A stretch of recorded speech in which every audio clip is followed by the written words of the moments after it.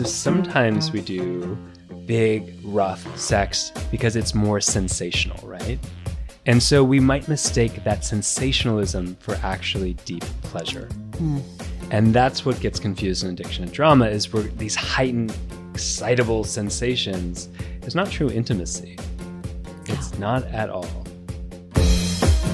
You're listening to Sex with Emily. I'm Dr. Emily, and I'm here to help you prioritize your pleasure and liberate the conversation around sex. Today, Dr. Scott Lyons joined us as our first ever guest in our brand new studio, talking about all the ways people can be addicted to drama. And if you're like me, you may think, I don't like drama, I don't do drama, but Dr. Lyons shows us how some of us may be more attracted to chaos than we think. We also talk about vanilla versus kinky sex, how to overcome jealousy when a partner comments on other people, how trauma lives in our bodies, and just so much more. Please, please, please rate and review Sex with Emily wherever you listen to the show. It really helps us make more quality shows and have this show reach more people so everyone's having better sex. My new articles, How to Handle Performance Anxiety and 5 Ways to Pleasure a Vulva, are up on sexwithemily.com. All right, everyone, enjoyed this episode.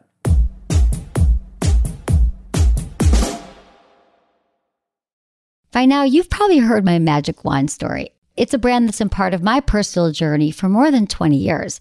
But no matter how many times I sing Magic Wand's praises, I'll never be able to fully capture the story of this incredible brand. Well, now journalist and author Kate Sloan just completed a limited audio series documenting the history and impact that Magic Wand has created over the last 56 years. It's called Making Magic. And the series chronicles Magic Wand's incredible brand story through interviews with nearly 40 experts, performers, business owners, educators, and fans. So I got a sneak preview of the series, and what I loved is that Kate weaves together snippets from all their interviews into this amazing story arc. She covers Magic Wand's journey from appliance store massager to its legendary influence on culture and sexual independence, and it's all just fascinating. The first episodes of Making Magic are available now at makingmagicseries.com or on all popular podcast platforms. Just search for Making Magic or visit makingmagicseries.com today.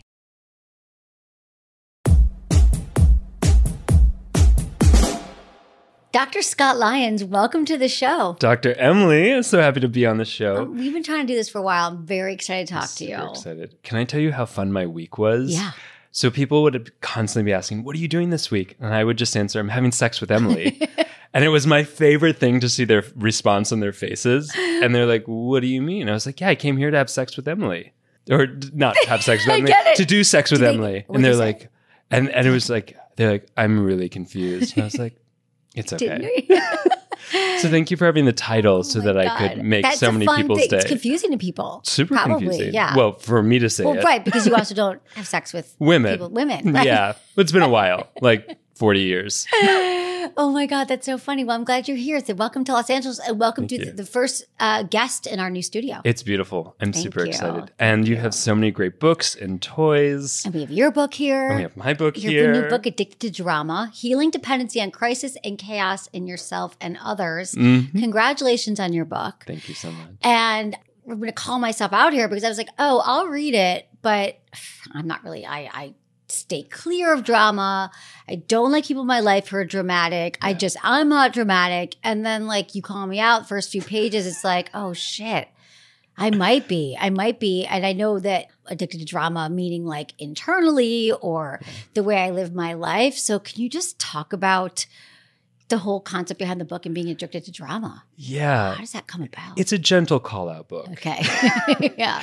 We talk about like there's a scale of being kind of dependent on drama. And what's interesting is like I feel like we all know someone addicted to drama. If we close our eyes and say, who in your life is kind of dependent on chaos, totally addicted to crisis, and a stress addict? Like who do you know? And almost everyone. I'm a stress addict. I have a lot of stress. I overschedule. I get overwhelmed. Mm-hmm. That's it. Yeah. We all know someone, rarely, and thank you for acknowledging your own sort of dependency on stress. It's rare that we will acknowledge our own reliance on drama. And more so we'll be like, oh yeah, my mom, my sister-in-law, my brother, whomever. Mm-hmm. But rarely do we go, oh, that might be me. And it's hard. Like any addiction, we tend to not see our own relationship to it, our own causation of it. Within addiction drama, and I'll just say drama is like the unnecessary turmoil in our lives. It's the exaggerated and intensified response that is not in par with the stimulus. Like the response is bigger than the stimulus. We're making mountains out of molehills. Something is off. And what the symptoms look like is different on the inside than what an addiction to drama looks like on the outside. And so on the outside, people are overscheduling themselves. They're bulldozing other people. They're oversensitive. That's something people will say to people who have a dependency on addiction on drama. Like, you're being so sensitive. They'll use exaggerated language. Everything. Always. Never. That type of language that we might see with teenagers a lot. They get bored when things are calm. We can see it on the outside. They get bored. Like, all of a sudden, there's stillness, there's ease, there's quietness, and all of a sudden, they're stirring shit up. Yeah, they love to gossip. The way that they share what's happening in their lives is always what's called with dramatic narrative. He said, then she said, then they said, as opposed to like, that made me feel this way. They're stirring things up. They pull people into their crisis. So they're never quite alone, but they're always alone. They generalize a bad situation and make it their day, their life.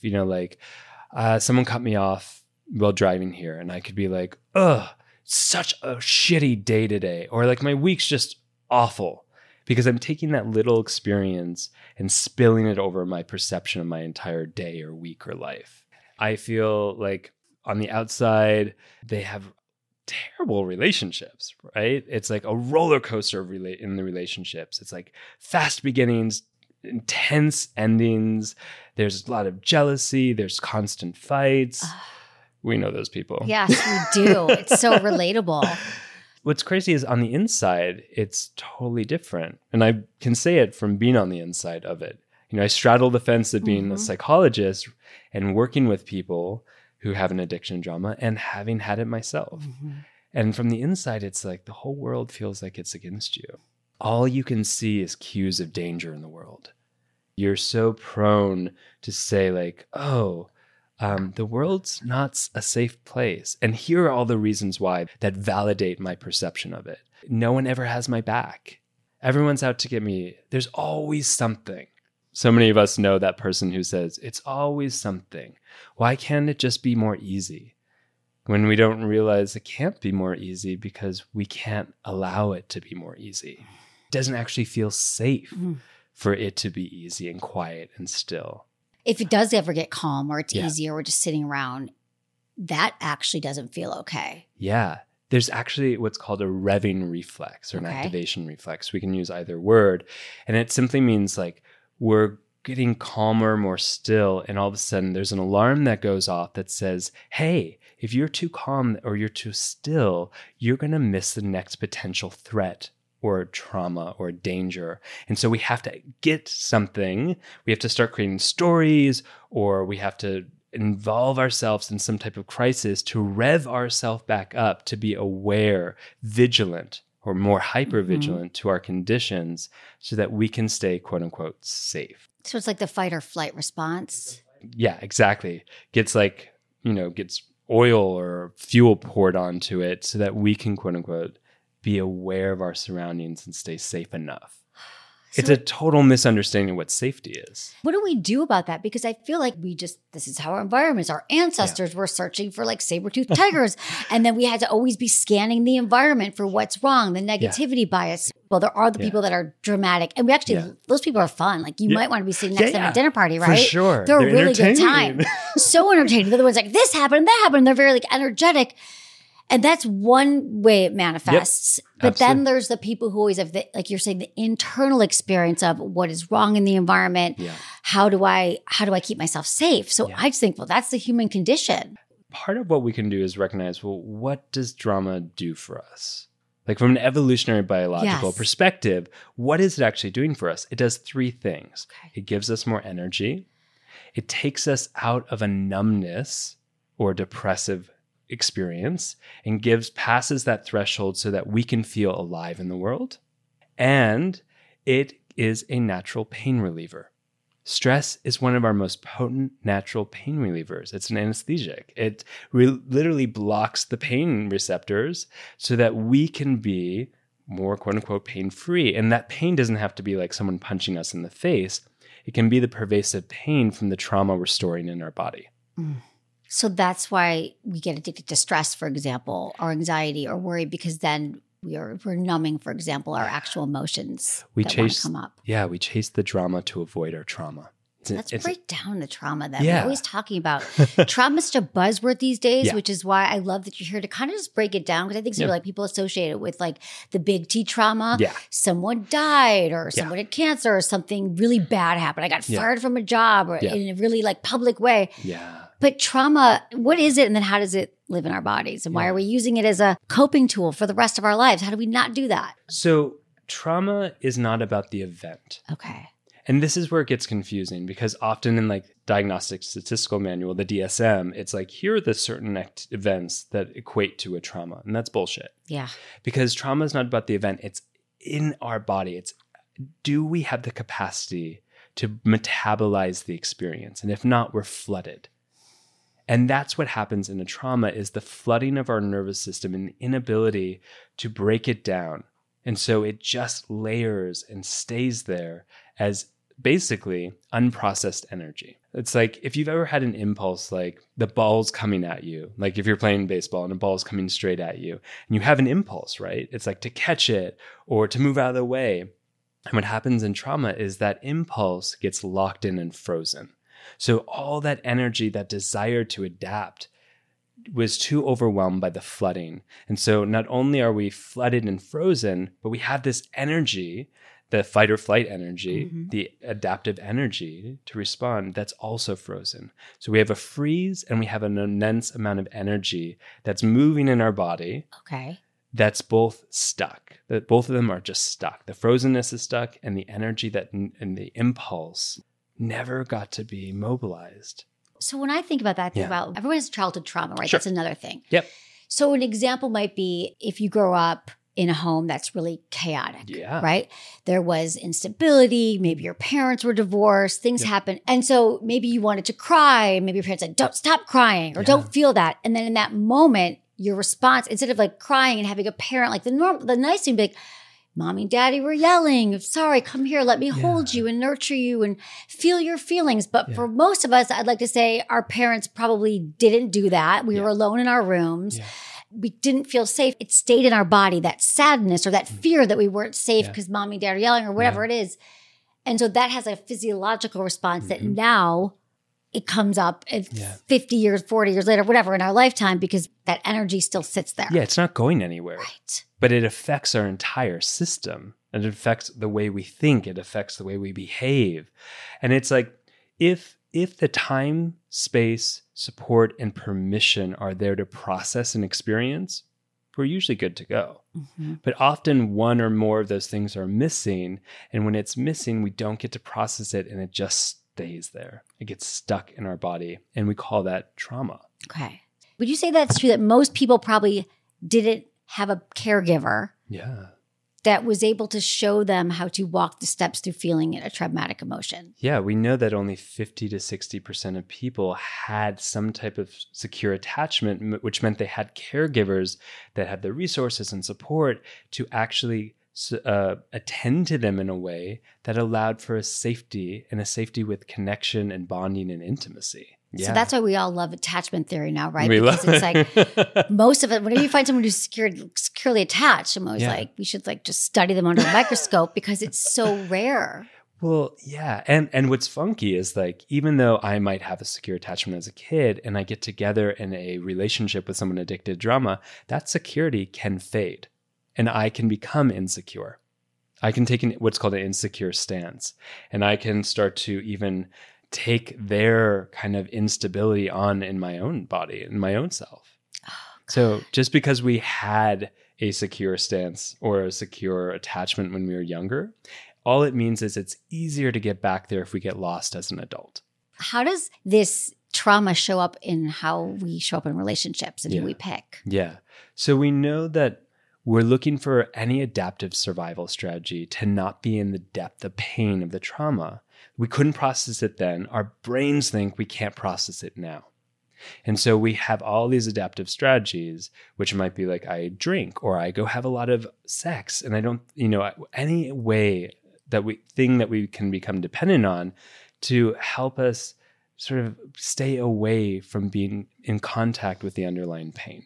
So if drama is our jam to help us avoid the trauma, then it's definitely going to show up in relationships through jealousy, fighting, crazy sex. It's going to show up in unnecessary fights. It's going to show up in, we all know it, where we're like, what the fuck is going on? Yeah.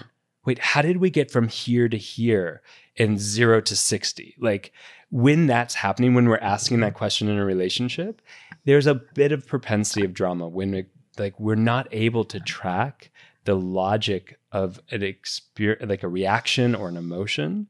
We're in the field of drama. That's how we know. We're like, this is drama. What would you do in those situations? Well, one is to normalize it. When I'm like, I have had partners or, even patients that are like in the drama around relationships, I go, oh, they're doing two major things. One is they're protecting themselves. So they were feeling too close. The intimacy feels dangerous because if they feel too intimate, and they're going to feel too vulnerable to the next potential threat. So they have to, the moments they get that activation reflex, that alarm that goes off, they're doing crazy shit in the relationship. They're getting jealous for no reason. They're making stories up. They're just picking fights. They're like picking on little behaviors to avoid the intimacy that feels too threatening. Don't be dramatic. I'll be right back with Dr. Scott Lyons answering your questions. But before I go, I have an incredibly exciting announcement to make. When I first heard this, I lost my mind. So let me share this with you. You know how obsessed I am with the magic wand. You probably are too, if you have one. It is the original wand-style massager. It is a cultural icon. It has been around for over 50 years. So they have all these different kinds now. They have the original one, which I have talked about drilling a hole in my nightstand so it could always stay plugged. But since then, they got the rechargeable, the plus, the mini. The mini came out last year and I'm obsessed with it. But now, like literally starting today, they have the Magic Wand Micro. It's 4.5 inches. The mini is actually twice the size of this. It is a strong, powerful vibrator, and it is adorable. So you probably heard it here first because I just heard about it. The size of the Micro is probably similar to other toys in your collection, but it has that same Magic Wand iconic power. You're not going to believe it. You got to check it out. And guess what? We, of course, have it on my shop site. So go to shop.sexwithemily.com/magicwand. Get your hands on the Magic Wand Micro before it sells out. I predict it's going to sell out. I promise this is the sex toy you want. It's shop.sexwithemily.com/magicwand.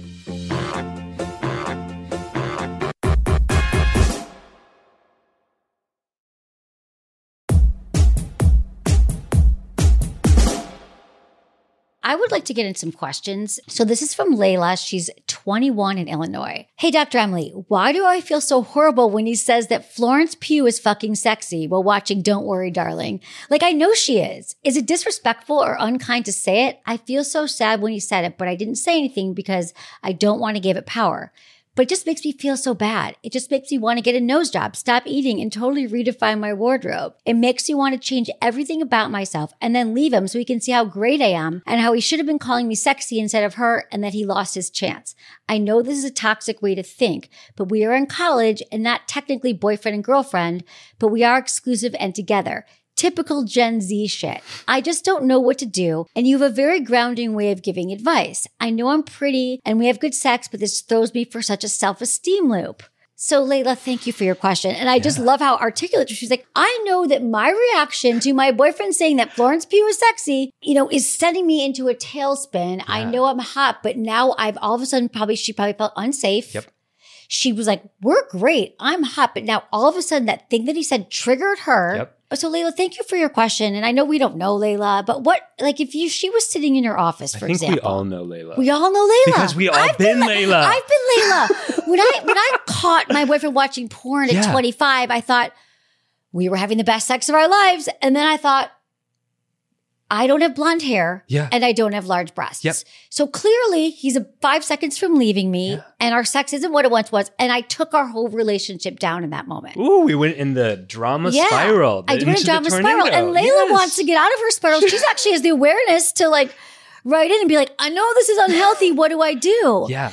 So what would you do if she was sitting with you? Because I know I could be like, well, what was happening in her childhood? There's so many different ways to take this. So many different ways. What would we do with Layla? How would we help her? Well, Layla, first, awareness is the first sign of healing. So I just want to like identify you're on the path. She's on the path. Let's just I wasn't on the path at 21. No, like I wasn't either. Hell no. You're way ahead of where we were, Layla. Yeah. So that's amazing. Second, it's great that you can recognize that a neutral statement doesn't feel neutral. There's a disproportionate response to what is neutral. So it's almost like he's handing you an apple and you're going into a realm of how you don't eat fruit salad. Yeah, that's the disproportionate response. And sometimes and how dare he bring me a salad? How does he not know that? Me a fruit salad? Right. Yeah, exactly. Okay. Right. And it's like, I don't like fruit salad. He doesn't know me. He doesn't really love me because he doesn't know me. He doesn't see me. And you're spiraling. So step back. Step back. And I'm going to keep using the metaphor in this way of going, all right, there isn't a fruit salad here. There's just an apple. And I'm stepping back again. Each time I've added a layer of drama, I have to step back and go, that's not actually here. That's not what's here in this moment. So I keep going back and I say, how can I get back to his words and find more neutrality? So start with the word Florence. Can you find a little softness in your breath? Can you squeeze a pillow when you have like an activation in your body, like that stress response? Do something physical and then come back and just see if you can ground and anchor in yourself. So just start with the word Florence. Okay. Oof. You know, so, and then can you say her full name? And then can you get to the full sentence without jumping out of yourself? Because that's really what's happening in this moment. You're jumping out of the present moment. You're jumping out of your own body and you're jumping into the drama well. So step back into yourself, feel the weight of your body, the weight of your breath, the movement of your breath. Come back to yourself, step back from the well. Yeah. And then you're identifying more neutrality in the words and seeing if you can find that neutrality in your body as well. We have to do things to get back to our bodies again, because what we're saying is this trauma from wherever she came from or this experience she had might have started from whatever, but Layla's probably doing other areas of her life too. Yeah. Not just in her relationship. Not just here. So the practice of, my feet are on the floor, I'm feeling the chair beneath me is the work. Is the work. So one of the things that happens, like I said, is in trauma is we jump out of our body, we disassociate, we disconnect, we divorce from ourselves. We are basically self-abandoned. And what happens is we leave a void where we should be, where our presence should be. And in that void, we start to fill it with other things. And that's what an addiction is. We become dependent on the thing we fill the void of where we should be. So let's just walk through being here. Yeah. So he said that to her. She's sexy. And her body probably froze. She was probably holding hands with him, eating popcorn, watching Netflix. Because that's what happens in a freeze. Yeah. And that then stirs more. It triggers. It's like one trigger triggers the next trigger. So exactly. So in that moment of her recognizing, she could have been like, okay, he said that thing. Because he's going to say something else. Yeah. It's going to happen again. It might have already happened since she wrote this email. So the practice is the body wisdom, right? Of being like, okay, I'm recognizing this pattern. Yeah. And I'm going to breathe. Yeah. And I'm going to stop and say, okay, like, Florence might be objectively hot to people, but that wasn't about me. We have a great relationship and I'm safe. Yes. We are safe. What else could she do? Well, I think you actually just named it perfectly. Brilliant, Emily. Is once you come back to yourself, you can come back into relationship, because exactly what you were saying is in the freeze response in Layla's body, she disconnected the bridge between her and her boyfriend, or her and this guy, and then is reacting to that. So I might go, can I put a hand next to him? What are the ways that I feel safe enough in connection with him? How do I repair the bridge that I actually just cut off? Take radical responsibility, because what that sense of loss in the relationship is coming from your own trigger. And That's often so we then relatable. project it out and blame the other person. Well, look at you. This is so relatable. I mean, she's already like getting a nose job, leaving him, dating someone else, losing 20 pounds. It's like we're already in the future. From one statement. Yeah. When we can't stay in the present, we pull from the past and we jump into the future. That's what trauma is, right? We can't be in the present. We cannot be in the present. And that's also what happens radically with those addicted to drama. The bigness of their response is from the past, and they're jumping into an anxious future, which they have no power over. So they're replicating the lack of agency, the lack of control that started with the trauma itself. That's such a great way of explaining it, because I think we all have been there, right? Where we because most of our worry and suffering isn't real. So we would say, practice some mindfulness activities. And then maybe she could also— Girl, check what's under the hood. Yeah. What's under the hood in this moment of like going like, do I feel unsafe? Do I feel scared? Do I feel vulnerable? Because what is also happening in the extremeness of the emotional response is that it's overriding what the true core emotional response is. That's what happens in a drama swell, right? We might be like she's not like, clearly she's not demonstrating a lot of anger or rage to her partner like some people do. But that type of rage is what's called a secondary emotion. Okay. It's like overriding or casting a cloud over the primary core feeling that we can't tolerate or be with, or we don't know how to be with. And that's because we're feeling like unsafe or not enough or not lovable, or he's going to abandon her. So she's like getting ahead of it. Yeah. Or it's like if we were kids, I don't know about your family, but like sadness wasn't really tolerable, but anger was tolerable in my family. So when I was sad, that wasn't something that was going to be held and witnessed. So I would get angry and that would be seen and responded to.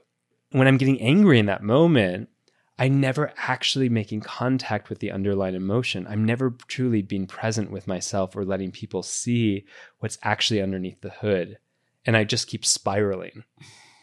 Would you say this? I'm obsessed with the emotion wheel. I have them all over my house. I've got pillows. I've got coasters. I love the emotions wheel. I love the emotions wheel because it's like, I feel like, you identify like anger and sadness, and then you go beneath it. You're like, oh, I'm just really feeling threatened, or I'm feeling vulnerable, or I'm feeling not enough, which is really hard. Because I would also say if Layla's in this healthy, I mean, she's not even technically boyfriend, girlfriend, but I guess the practice would be in a healthy relationship to say, you know what, when you say those things and you comment on other women, because I think that's relatable, even if your partner's liking someone on Instagram, I feel threatened. I feel unsafe. And so maybe if we could not say those things around me, or like, this is how it makes me feel, that I often think that if we have the agency over that and we can actually label it for our partners, because I always want to give people's partners the benefit of the doubt. He doesn't want to piss you off. He wants to still be having sex with you when he's 21 years old in college. So I think if you say that, you could say that to him and to say, this is how it makes me feel, that our partners want to be good lovers to us. They want to be good partners. But if we give them enough information, they would stop doing it. But we don't have the information to even identify ourselves, let alone be able to communicate it.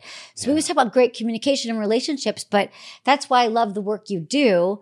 And that's why I think addicted drama is so helpful, because you could like identify and be like, oh, I don't want all this. I actually really want connection, but I need to put words around it and be able to explain it to somebody. Yeah.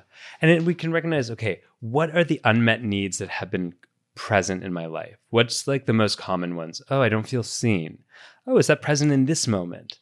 So when we start to recognize like the things we often say to people, or especially our partners, is like, I don't feel like you're hearing me. I did that with a current partner. It's like, let's each write down the things we've said to our partners in the past that despite the partner, we have commonly said. And we both looked at it and we're like, shit. I'll be like, I don't feel like you hear me. I don't feel like you really understand what I'm saying. And in that moment, mostly it's because I'm not receiving the fact that they're actually saying something to me. I'm not letting myself be validated. And that would be your repeat in your relationships. And then you might go back to your childhood and say, I never felt heard at home. I never felt heard at home. And it wasn't safe enough for me to take things in because I constantly had to be on guard. And so those two things coupled, I'm reenacting in my adult relationships, which we all do. And so when we are in drama in our relationships, we're reenacting partly because, you know, when you said like, if you grew up in a chaotic home, like so many of us did, the being loud, being intense is often the currency of love. meaning that's the way you're going to be seen and heard, to rise above the decibel of chaos in your own household. And so that becomes in your brain wired as the currency of how you get to be seen and heard. What are some other examples? Like it was not anger. Like I think about my home. It wasn't anger. Anger wasn't tolerated. Sadness wasn't tolerated. Yeah. But I think nothing was really tolerated. Well, I was going to say, was it an emotional desert? Yeah. There was no support. There was no like talking about emotions. There wasn't really, it was kind of an absence of parenting, which I think is also relatable to many people. So that might look like my needs just don't matter, or no one cares about me, or I have to do everything myself. That would be mine. So for my drama, it's like I have to do everything myself. And if I have to do everything myself, then there's a lot to do. And then my schedule gets very very busy and very overwhelming because I'm in charge. And if I don't do everything myself, then life's going to fall apart. Yeah. But then I'm very busy. Yeah. Can I just point something out to those who are listening? If you heard Emily's voice when she was describing the pattern, that's what it feels like to be in the whirlwind of drama. It's like, it's fast. It's like chaotic. It's groundless. I love you. No, I love it. Yes. I got excited. And the excitement takes us out of our own body and our own control of being in relation to what's happening. And then we pull people in. This is the crazy thing about also like in drama, those who have a propensity for it, is we pull people in as a way of relating. We don't trust that they can come and meet us because that wasn't available when we were kids, or it wasn't safe enough.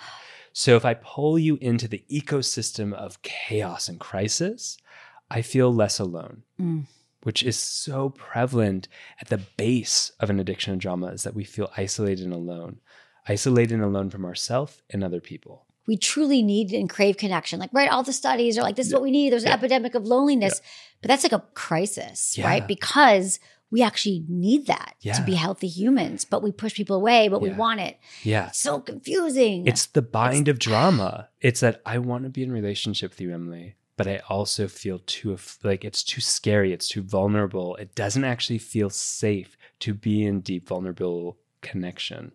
And so I am riding this tension. And when I move in and out of it, what we get is that chaos. It's a chaos incarnated.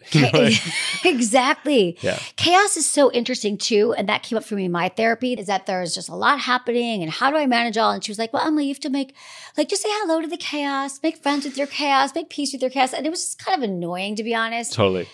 Because I was like, or how about this? Be like, well, it must serve you in some way. People said, it's annoying. I'm like, how could my chaos serve me? I'm telling you that I'm in pain and comfort. And what I didn't understand was the connection. Like, it serves me because it was a pattern learned in childhood to keep me safe. Yeah. That's how it serves me. But I kept thinking like, no, I really don't want this. Take it away from me. Yeah. And it serves you again. Like, it gives you energy. A stress response releases, literally is what its job is. Our stress mechanism is to release energy, cascade, waterfall through our whole body. And if we are exhausted, if we are repressed and depressed, and our immune system is like depleted because of that, where are we going to get our energy source? Stress. So to answer the question, my therapist when I was 20 was like, it must be serving you in some way.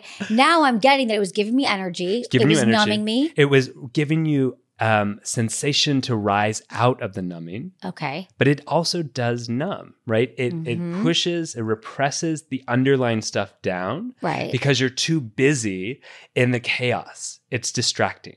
They give a sensation that rises above the threshold of numbness. So we feel alive, which means we feel valuable in the world. It's the same way in which, I don't know, I know you meditate, you do breath work. Like, I took a yoga class last night for the first time in a while, and I'm an avid meditator, but or whether we're in like a bathtub, whatever it is, the thing of like peace, where we find ourselves starting to make lists or go into stories or thinking about our ex or getting into a fight with someone when there hasn't even been that real situation, or whatever it is, we're thinking about work. The thing that takes us out of the present moment, that is a moment in which drama is happening. Why are we disrupting our own peace? Why are we challenging our own process of stillness and ease in our life? And when we can start to go, oh, wait, I'm doing this, then we can start to move towards healing. It's so true that like you start to get calm when you start to meditate. So I saw people like, I could never meditate. I could never do it. Yeah. It's because when you get quiet, it starts coming up, and our propensity is to like make the list, think about, create the drama. I remember the first time, that I did this 10-day silent, I did a Vipassana. You did a Vipassana? Yeah, when I was like 25. That was my first time. I did one of these. But I remember sitting there, and you can't talk to anybody. You can't look at anyone in the eye. You can't write. You can't do anything. Have you done one of these retreats? I think I heard you talk about it. Yeah. And it was my first experience with meditation because I'm extreme. Yeah. I'm like, if I have to learn to meditate, I'm going to jump in. And I'm remembering now that there was probably like 60 people. I was in Thailand, didn't know anybody. You couldn't talk to them beforehand. But I remember creating stories about everybody, the way they were breathing. They didn't like me. I didn't like them. I created so many stories out of nothing. There was literally nothing to do when you meditate for 10 days. You literally just have to breathe and sit. They provide you with your food. There's a place to sleep. And then you came out of it. I met everybody. I'm like, they're all these lovely people, but we create drama. So that's like a very extreme way of saying that. Like we are constantly doing that all the time in the 80% of our lives. We're creating stories that actually aren't true. And so that's why all this mindfulness work is a practice and it's a muscle. Yeah. But the more you do it, so if you stick with any of the thing that you choose, whether it's meditation or breathing or going for a walk without your phone, it's a muscle that you have to exercise. And over time, it does get easier to access that point. But I'm going to say, I'm not perfect. Like I'll be meditating. I'm like, I'm making my list. I'm doing things. But then you start to notice, how do we bring it back down again? Yeah. Right? Oh, that's such a good example. That's the work. Such a good example. Out of nothing, you created narratives and stories about every single person. Because we're not comfortable with ourselves. And takes a long time. Should we let's get to another question. I think we got Layla here. I think she knows now probably that she's good. She's good. She's on her way. Okay, let's go to Erin. Erin's 30 in Montana. Okay, hey, Dr. Emily, I'm reaching out because my husband and I have recently experienced a surge in our sex life and I don't want it to stop. We've been together for 10 years. I just love to hear that there's a surge after 10 years. And you know it's because they're listening to your show. Yeah.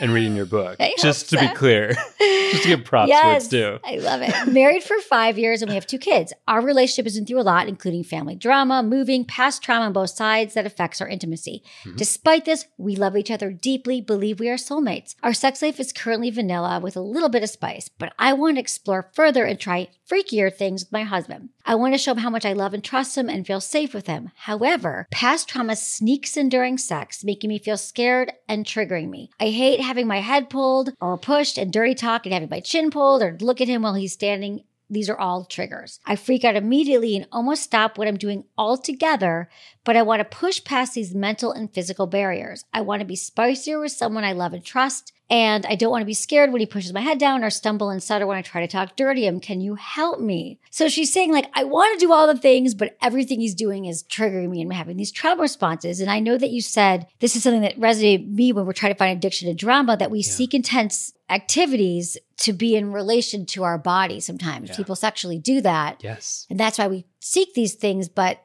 she's just like intellectually wants it, but her body isn't allowing her to. Yeah. So what do we think is going on here? Yeah. Great example. Extreme sex or extreme like sports is another way of avoiding what's actually here. But is it okay? So I have a question about that though. Like we do extreme sports or extreme things to avoid it, which in some ways, or people even like now, like doing the hot plunge or the cold thing. It's like that's avoiding it. But then how do we come back? You have to be willing to tolerate boredom. And when I say boredom, I'm doing air quotes because what is underneath the boredom is that actually the feelings, the things that are haven't been processed. Boredom is just like the numbing layer between what's happened and stored in our body and the things we do on top of it to avoid the numbness and what's underneath it. So boredom equates to the layer of numbness that has been that protective layer. So we haven't had to feel what we've experienced. And we don't like boredom. We do not like, and that's also a withdrawal symptom. For those who are addicted to drama, is like they have that big high explosion typically, or they do the big experience that's cathartic, or they get that big fight with someone, and then they feel a moment of relief, which is just collapse actually, and it's not true relief. And then they start to get the itch. Things feel a little dry. Things feel a little boring. Things feel like, I need a little something in my life. And so they go seek, create, manifest, whatever, drama. It's free. Well, how come we makeup sex is so great? Because I can tell you exactly because I do it. Why is makeup sex so great? Okay, so one thing is, oh, I feel closest to you after a big fight. Mm-hmm. Partly it's because we aren't actually, typically makeup sex hasn't had a lot of deep repair work to it. Yeah. Sometimes it does, but often we have this big fight and we go into makeup sex. And what that is there's actually more distance between us, and that feels safer. Wow. We've created this We've rift, created and then we want them back. Yes. So I'm going to do a sex thing that's connective. Yeah. We do the thing, which is whatever it takes to create space and distance so it does not to have deep vulnerability and intimacy. And then that makes us feel, quote unquote, safer. And so the sex is great. So interesting. Yeah, it's like, this is like what's called faulty neuroreception. Our cues of safety get miswired. And it's really challenging because it's like, no, this is what feels safe. It's like, I'm doing these things. I'm like getting really jealous. I'm throwing plates in the house. And then we have great makeup sex. And that feels so wonderful. That's faulty. Okay, wait. So this is why the people are they're like, oh, I'm in this relationship that's really toxic. We break up. We get back together. We break up. He's cheated on me 3 times. She's done these things. And it's because every time that happens, it's this faulty connection because we're coming back together and coming back together again. It's what quote unquote feels safe because it's not actually deep connection, which if we have a secure relationship with our caregiver often in the beginning, then what is actually considered safe is that vulnerability, is that deep intimacy. But if that wasn't available, there was no time, space, permission, support, resources for it, then what becomes safe is actually distance. Everything's wrapped up in that. That's what's familiar. That's home. Everything's wrapped up, and we create stories. We do behaviors that reinforce that to make sure we do it. And then we don't even recognize that our behaviors are supporting these survival responses or these faulty ideas of what safety is. Would you say most of it has to come through the body to release? Oh, yeah. I mean, repatterning safety takes a while. Because it's like, again, we're going to rely on these other ideas of what safety is, even if it's throwing ourselves out of a plane constantly, if that's what feels good. That's what I feel most alive in the world. That's when I feel most in connection with someone, is when I pull them into my gossip or a fight, and we have to go, well, okay, is that actually contributing to your well-being? Or is it just the behavior that keeps you further away from contact with yourself? And again, the things you haven't processed. Okay, so if we go back to Aaron, so basically she's saying, like, I want to do this stuff.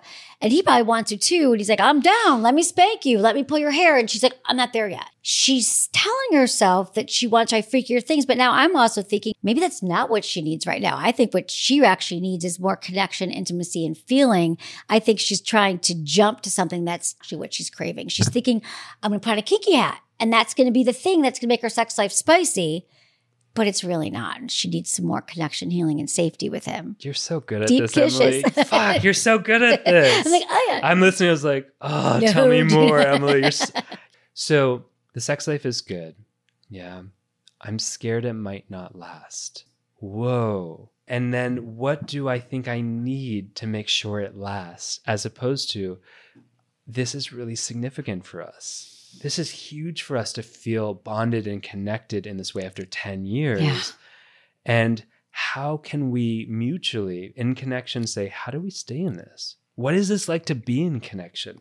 What's coming up for us that's allowing this? And then using those as the resources to maintain it, as opposed to jumping ahead, as you're saying, and going, we got to get into kinkier shit to keep it spicy, to keep it real. When it's like, I mean, like, yes, there's a lot of fun shit we can do out there, but also let's normalize vanilla. Mm-hmm. Yeah? I mean, you can just get deeper and deeper and deeper in relation with just vanilla. We're getting bored because a lot of us are disassociating during sex and we're going through the motions. Mm-hmm. So boring sex is like, I get on top, you get on the bottom, we make out for 3 seconds, maybe. Kissing goes in long-term relationships often. Why right, as you know? I love kissing. I love kissing too. Do you want to make out later? Yeah, yes. But kissing does go. It's funny because I was away for 10 days and my best friend in Michigan was like, did you guys make out when you got back? I'm like, No, but we probably should have. Like, you know what I'm saying? Like, I forget that. Yeah. So then I grab, like, we have to make out. You do. Because it's like, we forget, but why does it go? I don't know. It's really intimate. It's really connected. We've gotten to a pattern of connection means the old in and out penetration. Oh, interesting. And so I think that we just, again, we go through the motions, right? Because I think most of us aren't present during sex and we're disconnected. No. So what I would say here, though, to Aaron is that it's probably really great because they feel really connected right now. And I would drill into what's actually going on now. What are you guys feeling? Like, talk about that. Talk about what's made it so great right now after 10 years.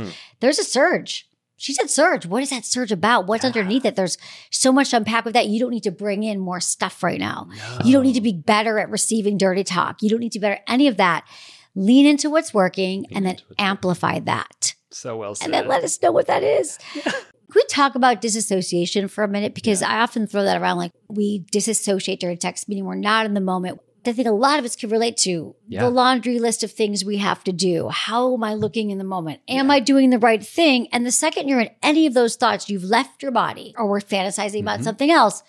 So let's just talk about the concept of disassociation, how that might show up too in the bedroom. How do you see it in life? We are wired to protect ourselves.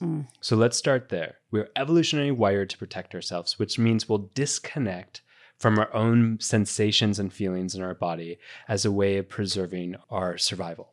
And that's disassociation. We literally take a vacation from ourselves. And it's totally fine. The problem is when we can't find our way back home. And that is where the challenge of dissociation lies. Is when we're like, oh, we had to vacate because my parents were yelling at me, or there was this violent experience, or I watched this thing on television that I couldn't take in and metabolize, whatever it is. And we had that repeatedly, or we didn't have an opportunity to have a secure base or secure attachment. We don't know where home is, or we don't know how to find our way home. It's like a lost part of ourselves floating outside of ourselves. And that's what it feels like. I spent most of my life seeing myself from outside my own body. As a kid, I told my parents I feel undimensional. I didn't have I didn't know how to describe it. I was like, I feel two-dimensional. And I used to say to my parents, I'm like, I feel like I'm a walking ghost. I was just like that things could pass by me that I didn't know where I was. Wow. Yeah. I mean, I did anything to feel alive, which is why I was in the arts, why I did any type of thing that stimulated a sense of feelings and sensation that could rise above the threshold of numbness, because it reaffirmed that I wasn't a walking ghost for these brief moments. I was being bullied pretty badly. And I was bullied by teachers. I was bullied by students for different things, like my sexuality. I had a lot of learning disabilities. And so I was in high school where the teachers were bullying me because I would ask a lot of questions, and they didn't have what was in my IEP, my individual education plan. So they thought I was fucking with them or whatever. They didn't understand why I would write backwards. I'm like, didn't you go to school for being a teacher? Whatever. And we had no tools back then. And I was in so much pain, and I tried to communicate it, but I felt like no one was hearing me, going back to my pattern with my partners. And so I set the stage, so to speak, of my suicide attempt. I laid out pills. I did, cut myself to not deep enough. And I had a note. I did it for what I call weaponized empathy. I didn't believe anyone was able to connect with me on the things I was going through. So I thought if I could create the conditions that would make them feel as shitty as I feel, then they would truly understand. And we do that with partners, right? I was just going to say, we do that with partners all the time. We're like, I wish they could only feel. I want them to feel what I'm feeling, what they did to me. I want them to. I think they never, right? What do you say to that? Your partner's not going to feel that. They're not going to get it. It's such it's creating drama too, I remember right? this couple I saw, and this one part of the couple, she would bring up the past constantly in torment and like beat him down with the past situation. And I said, what are you doing? Like, what is your intention? What do you want? She was like, I want him to know how bad I feel. And I said, what if you just said, I'm feeling hurt right now, and see if he can stay with you. And he did. He's like, I really hear the pain that I wasn't part of. And she launched right back into the past. And I said, stop. Stop. Please stop. He's offering a point of connection. And what's actually happening here is it's intolerable for you to take it in. And so you're going back to weaponize the empathy so that he'll be with you, but you're not actually letting him be with you. I hear how intolerable it is. I hear how painful and scary it is to find that bridge of connection. But until we let you open the windows and let him into your house a little bit, it's always going to feel like you have to attack in order for it to be on the same playing field. Yeah, I think so many couples, I'm just going back to all the emails we get, people like, she keeps bringing up the affair. He keeps over and over again. We get that question, all that weaponized empathy. Yeah. It's because it's like, oh, that hurt me so bad that I actually can't be with your apology. I am still blockaded. I am still in protection mode. My walls are up. So if I can cause you the pain so that I feel like we're on the same playing field, but I actually can't be on the same playing field as you. And then in those moments, though, when you allow her to stop, then she feels it, right? And then they have a genuine connection. And it was so beautiful. Because so many couples are suffering because of these patterns. It's like, I think we all want to love and be loved and take it in, but this is the stuff that's getting in the way. I think everyone listening could probably find themselves in their relationship right now and their conflicts and realize that like it's really going to take this kind of work of like slowing down, listening. That's why it's so important to learn the skills of listening in a relationship and hearing and feeling together, going to therapy. Or there's even great relational coaches out there. I see a couple now. I don't do much couples work. I'll just say, and there's a good reason for that. I really like working with individuals. And I think I was like in the past, I was like, oh my gosh, I'm too enwrapped in their drama. Yeah. And not able to help them unpack it enough. And now I'm much better. But but a couples therapist versus a couples coach is different. Often a couples therapy will do we're going to slow this down. We're really going to unpack the past and the triggers and the pieces, where a coach might just say, stop it. This is what you're doing. These are the practices I want you to do. It's more direct. And I have a lot of clients who are like, I love the directness. I like that too, I think. Sometimes we just we had enough therapy. We don't unpack the past. What do we need to do? What are the tools? It's directed. It's this is specifically what we have to do. Yeah. I had a patient the other day be like, I need you to just tell me to stop doing this. And I was like, okay. You're like, that's easy enough. Stop doing it. She's like, thank you. What I need is an adult. And I was like, I get it. The inner child who had the unmet needs is in the driver's seat. And what you're seeking in this moment is really a path back to you being the adult. But in the moment, you need me to be the adult you wish you could be for yourself. And who could say, stop it. That's so powerful. So before we go, I just have to ask you this. How does addiction to drama block us from pleasure, specifically sexual pleasure? That's a great question. So sometimes we do big, rough sex because it's more sensational, right? And so we might mistake that sensationalism for actually deep pleasure. And that's what gets confused in addiction to drama is where these heightened, excitable sensations is not true intimacy. No. It's not at all. And so, but they can be like, yeah, oh, that was awesome because that was rough. And I had a lot of muscular sensations and it was whatever the action is that creates a sensation. They don't recognize, they weren't actually there. They were in the sensation seeking, not the connection, bonding, and intimacy. So the rough sex, because that's, I think for some people, right, we want that, but then we're not really feeling. So how do you have rough sex and feel? Well, we build up to it. Yeah. It's with my partner, we'll be having sex and I'll be like, pause. I just vacated. We need to backtrack, step back and be like, okay, I need to reaffirm my sense of myself. And then we can go from there. We'll titrate it. We'll try it again. And that's the way we build up to the rough sex. If rough sex is your jam, cool. Yeah. Awesome. Good for you. But can you build up to the place where you can be here with it? even just stopping that process and just saying like it's rough and it's not enough in the moment. So giving people permission to stop during sex and take ownership. That's why aftercare for sex too is so important take moments after if you're having like a session and you're into other kinds of play, but to come back to be like, how do we connect again? Yeah. So that's where I feel like it's a healthy representation of And if that's intolerable, sex. The intimacy after sex is intolerable, or you find you're like, oh, gotta go to the bathroom, or like you find yourself doing other things, busy work, so to speak.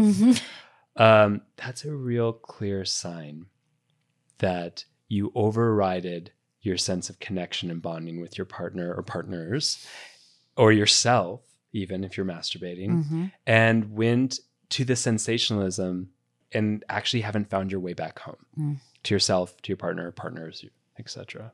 Thank you for helping us all find our way back home. Oh. It's home to our bodies. Yeah. Really, this is the work. Yeah. Thank you so much for this conversation. So I'm going to ask you the 5 quickie questions we ask all of our guests. Cool. Biggest turn on? Good communication. Biggest turn off? Not responding in text. What makes good sex? Oh my gosh. Whew. I'm not overthinking it. I'm just in it. I'm embodying it first. Yeah. I would say like a sense of energetics, physical, spiritual line up. And I both feel myself and feel the enmeshment simultaneously. That's like, ooh, yes. Okay. Something you tell your younger self about sex and relationships. It's okay not to feel shame. What's the number one thing you wish everyone knew about sex? Ooh, that it's a vehicle for connection. Thank you so much. Dr. Scott Lyons, where can people find you? Tell us all the things that are going on. How can they join you? Yeah. You can find me on my website, Dr. Scott Lyons. That's Dr. Scott Lyons. I'm on social media. I have a cool platform where you can take classes with me called the Embody Lab. It's all about body-based therapies. Can anyone take that? Because I want to take it. I was looking at it. I was like, I want to go to the Embodiment Lab. Yeah. Embody Lab. Come hang out with us. But this is the work we're talking about. No, but people could go take the course online too? Yeah, absolutely. They're all online. We have some in-person stuff coming up too, but mostly it's online. So, we believe in accessible education. So, whether it's doing a certificate or program on trauma or attachment theory, we believe you do not have to be a doctor or a therapist. We recognize that like trauma is in every profession, wherever we go, and we should all be more trauma informed. Okay, great. We're going to link to that too. That's great. Yeah. And my book is Addicted to Drama, Healing the Dependency on Crisis and Chaos in Yourself and Others. And I had a good time writing it, and I hope you have a good time reading it. Oh, we will. Thank you so much. Thank you for being here. Thank you, my love.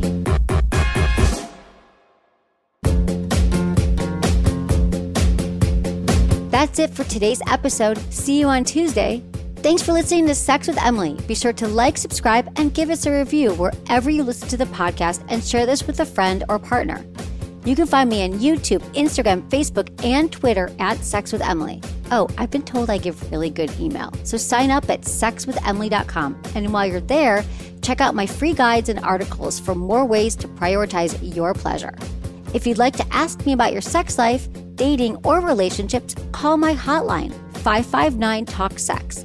That's 559-825-5739. Or go to sexwithemily.com/askemily. Special thanks to Acast for powering the Sex with Emily podcast. Was it good for you? Email me, feedback@sexwithemily.com.